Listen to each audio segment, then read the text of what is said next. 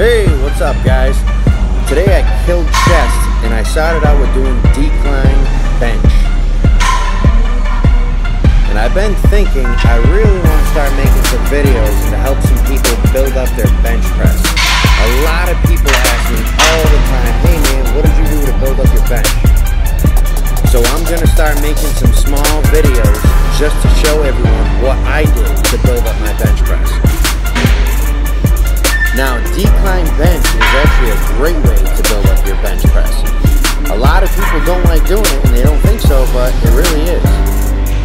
Number one, you're not going as far down, which makes it easier for you to bench press more weight.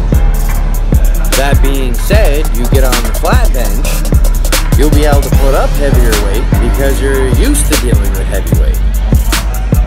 Number two is when people are trying to max out and their form is getting a little off and they're starting to arch their back a little bit.